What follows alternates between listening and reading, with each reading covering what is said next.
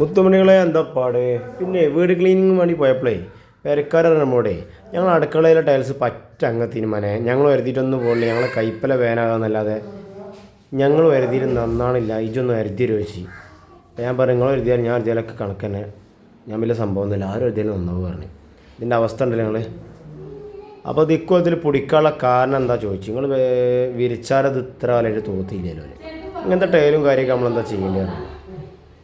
നമ്മളെന്ത് ചെയ്യണം, ഈ ആഴ്ചയിൽ നമ്മൾ തുടക്കണത് ചളി ഉണ്ടാവില്ലെങ്കിലൊക്കെ അപ്പോഴത് എന്ത് ചെയ്യണം, ഗ്ലേസിങ് നിലക്കുള്ളൂ. ഈ ടൈലും കാര്യമൊക്കെ അതായത് തുടക്കും തോറും എന്ത് ചെയ്യും, വൃത്തിയോ ഇങ്ങനെ കാര്യം കഴിഞ്ഞാൽ നമ്മൾ കുറച്ചൊന്ന് റിസ്ക് എടുക്കണത് പോകണമെന്നുണ്ടെങ്കിൽ ടൈമിലാകുമ്പം വിചാരിച്ചാൽ വരതാൻ കഴിയില്ല. അങ്ങനെ ഏതായാലും നമ്മൾ വർക്ക് ഏറ്റെടുത്തു. വരതൽ തുടങ്ങി.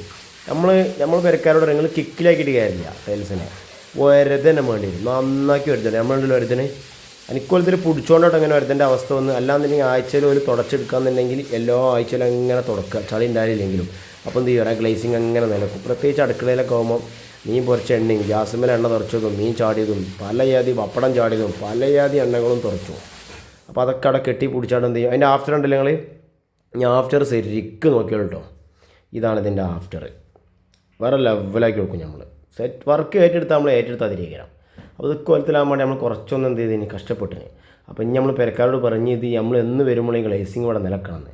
ഇനി ഓല എന്ത് ചെയ്യണമല്ലോ, ഇത് ആഴ്ചയിൽ തുടച്ച് ഇങ്ങനെ കുട്ടപ്പനും സുന്ദരിയുമായി കൊണ്ടെടുക്കുക.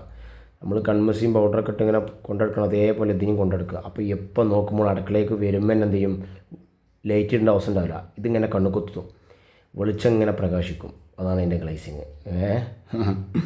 വല്ലാത്ത മതി. അപ്പോൾ അതാണ് ശ്രദ്ധിക്കേണ്ട കാര്യങ്ങൾ. എല്ലാ ആഴ്ചയിലും എന്ത് ചെയ്യുക, ചളി ഉണ്ടായില്ലെങ്കിൽ തുടച്ചു കൊടുക്കുക, വൃത്തിയാക്കുക. അപ്പോൾ ഇങ്ങനെ ഗ്ലേസിങ് ഇങ്ങനെ നിരക്കും. അപ്പോൾ ആദ്യമായിട്ട് കാണുമ്പോൾ നമ്മൾ ചാനൽ സബ്സ്ക്രൈബ് ചെയ്യാൻ മറക്കല്ലേ. മുത്തുമണികളെ ബുദ്ധിമുട്ടാവില്ലെങ്കിൽ ഷെയറിലേക്ക് ഇനിയും ഒരുപാട് വീഡിയോ കണ്ടന്റുകൾ വരാണ്ടാവും കേട്ടോ. വേറെ ലെവലാക്കി വീഡിയോസ് ഇനി വരാണ്ടാവും. അപ്പോൾ അതാണ് ഇതിൻ്റെ അവസ്ഥ. ഇക്കൊല്ലാണ്ട് ആക്കി കൊടുത്തിന് നമ്മൾ വേറെ ലെവലാക്കും. സെറ്റാക്കുമ്പോൾ നമ്മൾ സെറ്റാക്കും.